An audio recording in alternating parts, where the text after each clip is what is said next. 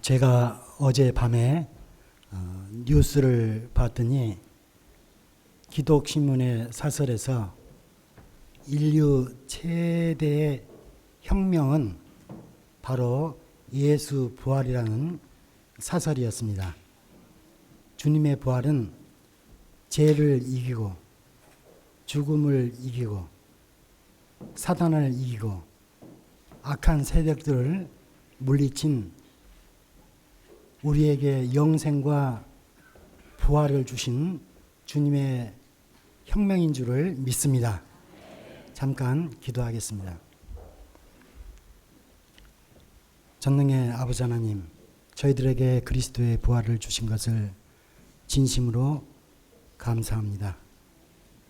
아버지여, 이 부족한 자가 이 영광스러운 부활의 날에 말씀을 전하게 되었는데 저는 부족합니다. 주의 말씀을 친히 깨닫게 하시는 성령님께서 역사하실 것을 믿습니다. 부족한 저는 성령님을 의탁하옵고 우리 주 예수 그리스도의 이름으로 기도합니다. 아멘. 제가 설교의 제목이 뭐냐 그래서 그리스도의 부활은 우리의 부활이다. 그리고 부활에 대한 하나님의 계획이다 했더니 목사님들께서 제목을 보고 설교 그렇게 길면 안 된다는 거예요. 줄여라. 왜냐, 일부 예배가 있으니까 시간이 없다. 그래서 저도 마침 잘 됐습니다. 하다가 중간에 멈출 것입니다. 그러니까 안심하시고, 그러나 우리 주님의 부활에 관심을 갖고 우리가 함께 은혜를 누리면 좋겠습니다. 얼마 전에 이세돌과 과학고의 바둑 대결이 있었습니다. 과학고는 누구였죠? 인공지능을 가진 컴퓨터입니다. 한 대가 움직이는 것이 아니라 무려 1200대가 움직이는 거예요. 1202대.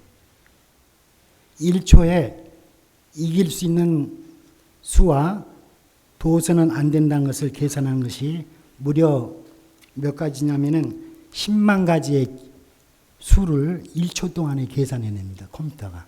1202대가. 그리고 어디에 둬야 되는 것을 지시하는 것이 과학고의 기사가 하는 거예요.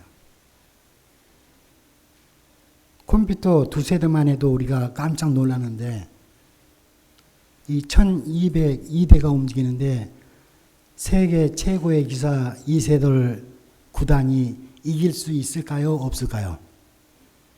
물론 졌습니다. 4번을 졌고 그 가운데 놀랍게도 한 번을 이긴 거예요. 저는 그것을 보면서 이제는 인공지능 컴퓨터의 시대, 로봇 시대가 도래했다는 것을 실감했습니다. 그러면서 생각되는 것은 이 과학고를 모두 리드한 1202대를 움직인 그 팀장이 누구였죠? 그 연구가예요. 젊은 아이인데 대단하더라고요. 그분이 아주 놀랍습니다. 그리고 이세돌 기사가 한 번이라도 이겼다는 사실이 놀라운 거예요. 그리고 컴퓨터가 인공지능으로 움직인다는 것이 아주 놀랍습니다. 그러나 여러분, 이것들보다도 더 놀랍고 위대한 분이 누군지 아십니까? 이 세도를 만드신 하나님, 그 팀장을 만드신 하나님, 인공지능을 만들도록 인간을 창조하신 우리 하나님이 가장 위대한 줄을 믿습니다. 이처럼 위대한 하나님은 2016년 오늘 새벽에 그리스도의 부활이라는 놀라운 이적을 행하셨어요. 그러므로 우리 다 함께 하나님 만세, 그리스도의 부활 만세를 3번 외치지 말고 딱 한 번입니다. 시간 관계상. 만약에 잘하면은 그만큼 또 시간이 줄어드는 거예요. 설교도 전략됩니다. 다 같이 한번 큰 소리로 해볼까요? 하나님 만세, 그리스도 만세, 시작. 하나님 만세, 그리스도의 부활 만세. 저는 어렸을 때 슬피 우는 상여가 지나가면 얼른 뛰어나갔습니다.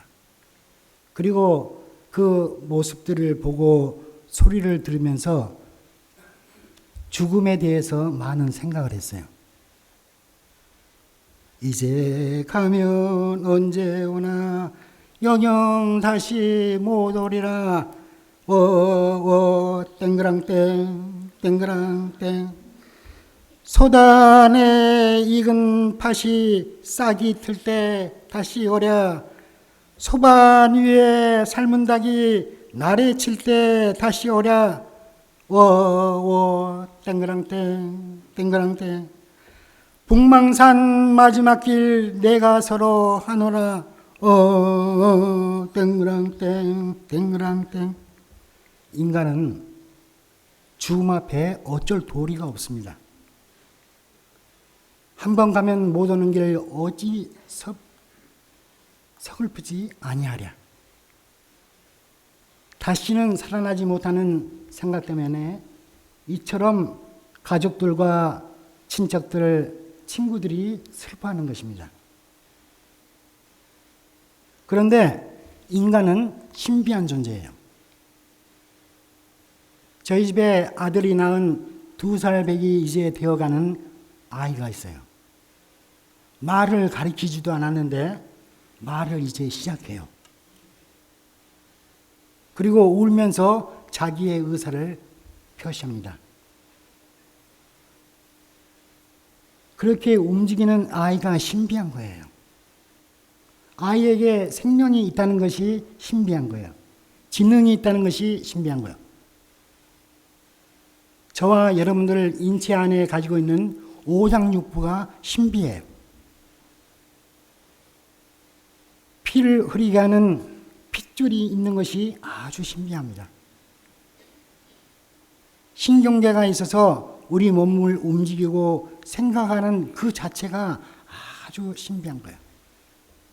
살아간다는 자체가 신비하고 또 그처럼 신비한 우리가 죽는다는 것도 아주 신비해요. 여러분, 이처럼 신비한 인간이 이제 가면 다시는 오지 못할까요? 죽음으로 끝나는 걸까요?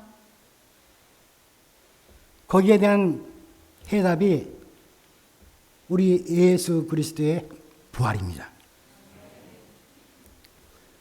전능자 하나님께서는 성경을 통해서 죽은 자들이 다시 살아나는 것을 가르쳐 줍니다. 무덤 속에 있는 자가 다 그 음성을 들을 때가 오나니 선한 일을 행한 자는 생명의 부활로, 악한 일을 행한 자는 심판의 부활로 나오리라. 죽은 자의 부활도 이와 같으니 썩을 것으로 심고 썩지 아니할 것으로 다시 산다고 했습니다. 우리 인간을 만든 분은 성삼위 하나님이세요. 성부 하나님, 성자 하나님, 성령 하나님이에요. 그 가운데 성자 하나님이신 예수님은 이렇게 말씀합니다. 나는 부활이요 생명이니 나를 믿는 자는 죽어도 살겠고 살아서 믿는 자는 영원히 죽지 않는다고 그랬어요. 우리 인간의 생명은 죽음으로 끝나는 것이 아니라 영원 불멸의 존재인 것을 가르쳐주며 선포한 겁니다. 그러면 그러한 구체적인 증거가 무엇입니까? 살아나신 그리스도의 부활이 그 증거입니다. 예수님은 십자가에 죽으셨습니다. 장사한 지 3일 만에 살아나셨습니다. 부활 후에 예수님은 제자들과 함께 40일 동안 계셨고 500여 성도들에게 보여주셨고 그러다가 하늘로 승천하셨습니다. 예수님의 바로 이 부활이 우리 인간의 생명은 죽었어도 다시 살아나는 존재인 것을 입증하여 주는 겁니다. 그러면 죽었던 예수를 여러분 누가 살렸나요? 사도행전 2장 24절에 보니까 하나님께서 사망의 고통을 풀어 살리셨으니 이는 그가 사망에 매여 있을 수 없습니다. 왜 그랬을까요? 인간들은 죽으면 다시 살아날 수 없다고 체념하고 포기하고 절망합니다. 울기에 그러지 말라는 거예요. 그래서 하나님께서는 예수를 살리심을 통해서 인간은 반드시 살아나는 부활의 존재, 영생의 존재임을 가르쳐 준 겁니다. 두 번째 이유는 무엇일까요? 예수님은 평상시에 이런 말씀하셨어요. 십자가에 죽으시고 장사한 지 사흘 만에 다시 살아나실 것을 말씀했어요. 제자들에게. 부활 이전에 몇 번 말씀했죠? 마태복음, 요한복음까지 부랴부랴 열심히 찾아봤더니 15번이 기록되어 있어요. 예수님께서 그 약속을 하시고 예언을 하시고 살아나지 못하면 그분은 메시아가 아닌 거예요. 거짓말한 겁니다. 그래서 예수님은 그 거짓말을 하실 수 없기 때문에 성자 하나님이신 예수님은 살아날 수밖에 없는 겁니다. 또한 우리 하나님께서는 예수님을 그대로 버려둘 수가 없는 거예요. 세 번째 이유는 하나님께서는 예수 그리스도의 부활을 통해서 우리에게 두셨던 죄의 구원의 문제, 죽음의 구원의 문제, 사망의 문제, 사탄으로부터 완전한 승리를 해결해 주기 위해서 하나님은 살릴 수밖에 없던 겁니다. 그리고 하나님께서 그리스도를 다시 살리신 이유는 우리에게 천국이라는 영생, 죽어도 다시 산다는 부활이라는 소망을 갖도록 해주신 거예요. 그래서 사도 베드로는 베드로전서 1장 3절에 이렇게 말합니다. 우리 주 예수 그리스도의 아버지 하나님을 찬송하리라. 그의 많으신 긍휼대로 예수 그리스도를 죽은 자 가운데서 부활하게 하심으로 우리를 거듭나게 하사 산 소망이 있게 하신다 그랬어요. 그래서 예수님의 이 부활이 있기 전 약 800여 년 전부터 구약시대의 선지자 이사야와 에스겔은 이 부활을 이렇게 선포했습니다. 주의 죽은 자들은 살아나고 우리의 시체들은 일어나리라. 땅이 죽은 자를 내어놓으리라. 내 백성들아 내가 너희 무덤을 열고 너희로 거기서 나오게 한즉 너희가 나를 여호와인 줄 알리라. 그러므로 여러분, 그리스도의 부활이 그리스도만 것입니까? 아니에요. 예수님의 부활은 예수님의 것이면서도 여러분과 저의 것이에요.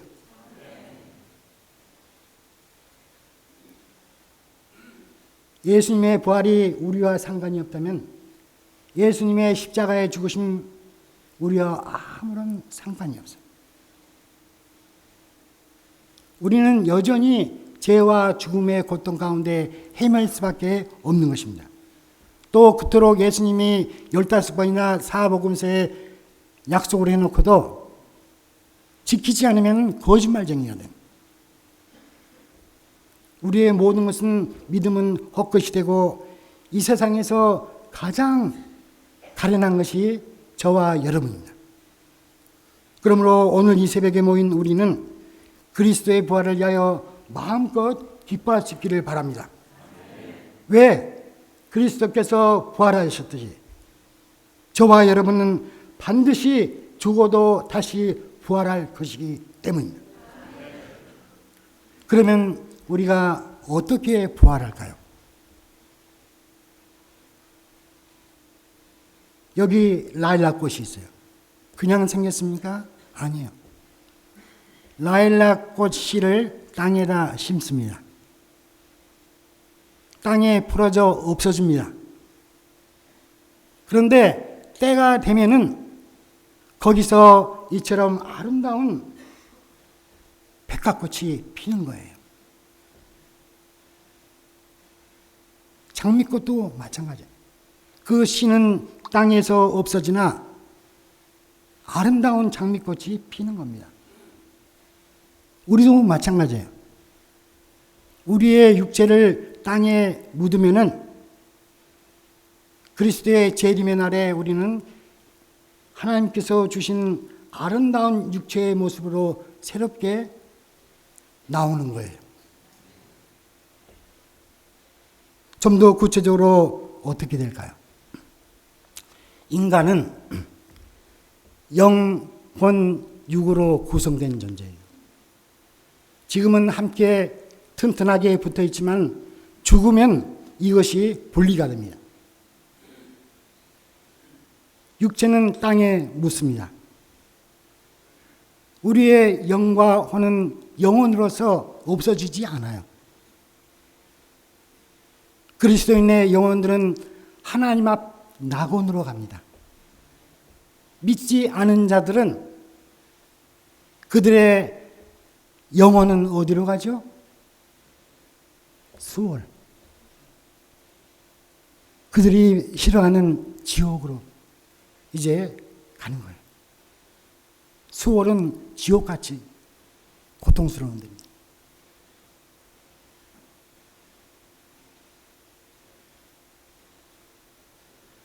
이 수월과 낙원은 일종의 대기 장소예요. 언제까지? 그리스도의 재림의 날까지입니다. 우리 그리스도인들은 예수를 구세주로 영접했기 때문에 낙원 같은, 천국 같은 낙원에서 기다리는 거예요. 그러니 얼마나 감사합니까? 언제까지 대기하는가? 그리스도의 재림의 나팔이 울려 퍼질 때까지입니다. 울려 퍼지면은 낙원에 있는 그리스도인들의 영혼은 어떻게 되나요? 하나님께서 주신 새로운 육체의 몸을 입고 영혼과 결합해서 새롭게 부활하는 거예요. 그리고 믿지 않은 자들은 수월에 있는 그 영혼이 하나님께서 준 아마 별로 안 좋을 거예요. 그 몸과 함께해서 나오는데 그 시기는 다릅니다. 그리스도인의 부활이 있는지 천년 후에 그들은 가능해요. 이처럼 차별이 있습니다. 그러면 여러분, 하나님께서 주신 새로운 몸인 부활체는 어떤 것일까요? 고린도전서 15장 43절과 44절에 이렇게 되어 있어요. 강한 몸, 썩지 않는 몸, 영광의 몸, 하늘에 속한 신령한 몸이라고 했습니다. 여기서 하늘에 속한 신령한 몸이라는 것은 영을 말하는 것이 아니에요. 현재의 육체도 아니에요. 하나님께서 주시는 우리가 기대하지도 못한 놀라운 새로운 몸을 주시는 거예요. 그러니까 이러한 새로운 몸이 낙원에 있는 우리의 영혼과 결합해서 새로운 모습으로 우리가 부활하는 겁니다. 이것이 바로 하나님께서 우리 인간에게 두신 부활의 계획이에요.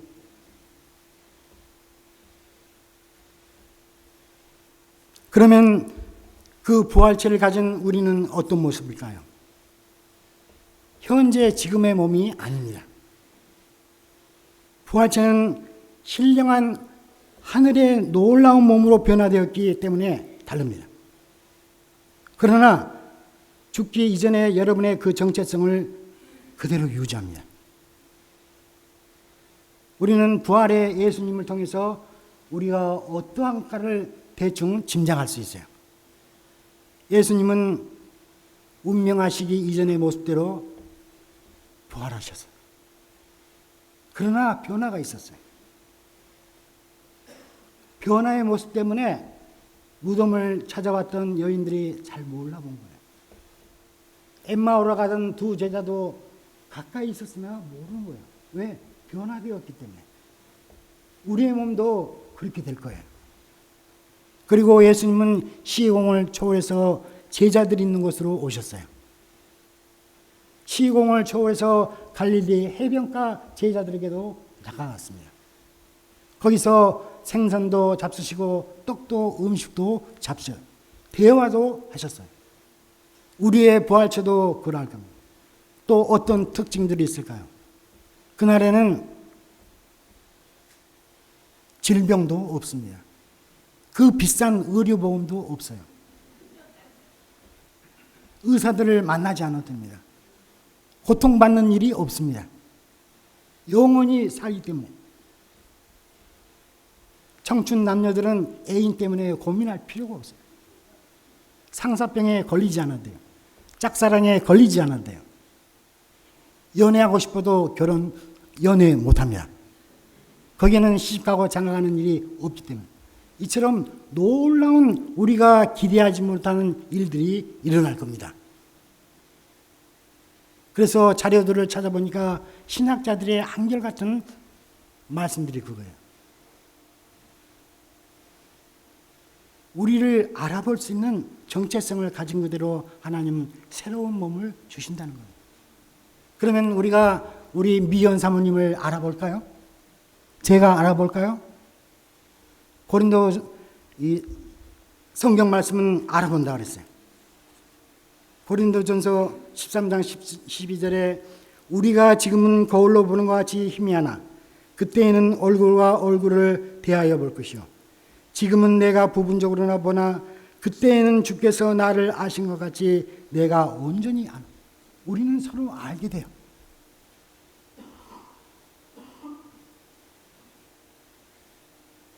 그리고 사도 요한은 뭐라고 그랬습니까? 요한일서 3장 2절에 그날이 이르면 그의 계신 그대로 볼 것이라 했어요.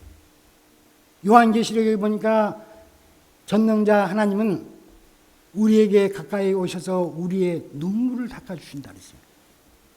그러니 이거 얼마나 놀라워요. 그러니 여러분 죽고 나도 만나서 서로 알아보게 될 거니까 기뻐하시기를 바랍니다.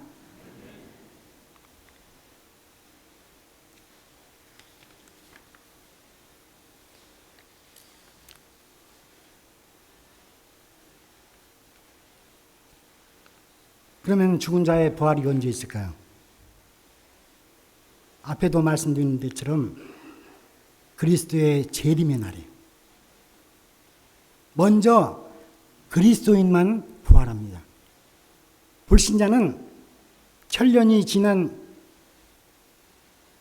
그리스도의 왕국 나라가 끝나고 대심판이 있고 하나님의 나라에 들어갈 때 바로 그 대심판 때 부활하는 거예요.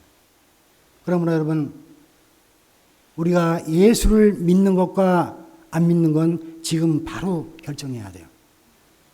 여러분 어느 때를 결정하시겠습니까?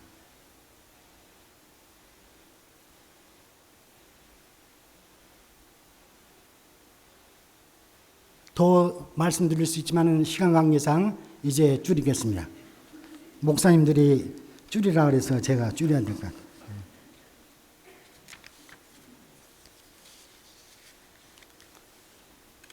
그러므로 여러분 요한계시록 어렵잖아요.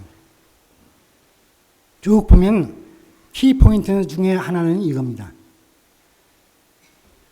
예수 믿는 믿음과 하나님의 계명 지키며 사는 겁니다. 오늘 이 자리에 모인 성도님들은 전부 예수님을 믿고 구세주로 영접한 줄로 믿습니다. 옛날에 철학을 전공하는 청년 한 명이 있었어요. 그런데 그의 어머니가 백발이 돼서 이제 다 됐습니다. 어느 날 그 어머니께서 아들에게 물어보는 거예요. 아들아, 너 철학을 하냐? 예. 그래. 철학도 좋다마는 나는 영생하는 철학을 갖고 싶구나. 나는 정말 말해서 오래 살고 싶다 그래서. 그런 철학을 좀 해봐라. 그 아들이 효자인지라 그 말이 가슴에 와 닿았어요. 아, 영생하는 철학. 그래서 그날로부터 이 영생 철학을 찾아다니기 시작했어요. 마침내 성경에서 부활의 진리, 영생의 진리, 하나님의 부활의 계획을 발견한 거예요. 그리고 그는 철학을 버리고 신학자가 됐습니다. 여러분, 우리가 먹고 사는 데만 추구하며 살기보다도 영생 철학을 추구할 수 있기를 바랍니다. 세상의 부귀영예보다도 영생을 주시는 하나님과 예수 그리스도를 섬기며 살 수 있기를 진심으로 바랍니다. 저는 이제 신장이 망가져가지고 얼마 살지 못해요. 그래도 좀 오래 살 것 같아. 왜냐? 히스기야를 살리신 하나님께서 그렇게 좀 기도를 했더니 살려주셨어요. 그러나 저는 한계가 있을 걸 알아요. 그런다고 해서 우리 여러분들 다 한계가 있습니다, 사실은. 언제 갈지 몰라요, 우리가 그날에 모두 천국에 가서 영생하며 살 수 있기를 진심으로 바랍니다. 다 같이 기도하겠습니다. 전능의 아버지 하나님, 오늘 이 아침에 예수 그리스도의 부활을 심령 깊이 생각하고 하나님께서 우리에게 주신 부활의 진리를 새기게 하신 것을 감사합니다. 우리에게 두신 하나님의 부활의 계획, 영생의 계획, 천국에 대한 계획을 우리가 깨달아싸우니 이 믿음 가지고 이 세상에 어떤 파도와도 이기며 승리하며 나아가게 도와주시옵소서. 이 아침에 주님을 찬양하기에 모인 모든 성도들에게 주님의 부활의 은혜를 충만하게 내리어 주시옵소서. 감사하고 우리 주 예수 그리스도의 이름으로 기도합니다. 아멘.